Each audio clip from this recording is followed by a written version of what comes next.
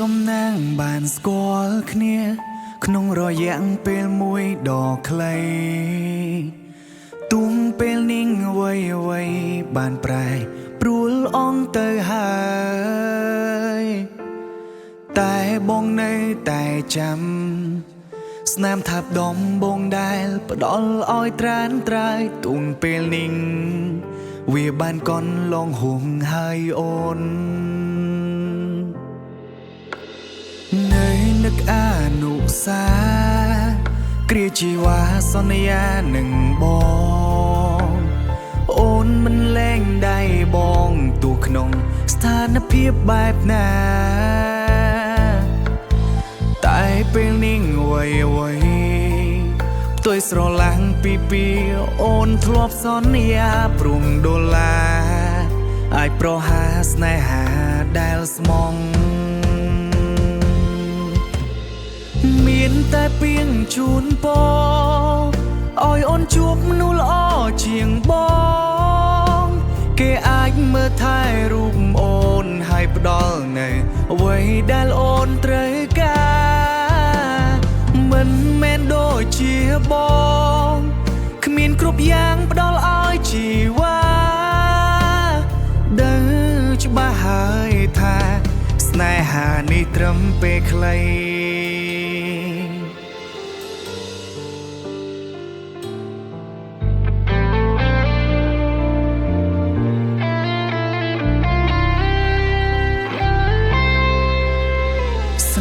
ប្រែមកជាស្អប់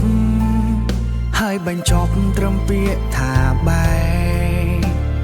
ទួងបីត្រូវយំយេ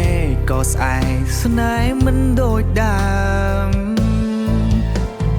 មានតែខំទៅមុខរកក្តីសុខដើម្បី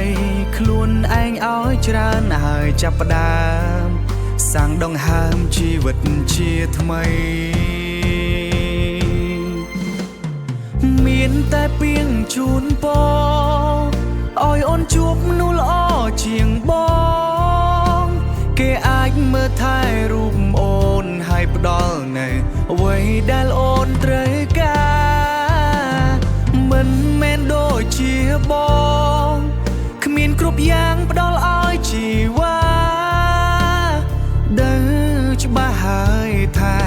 ស្នេហានេះត្រឹមពេលខ្លី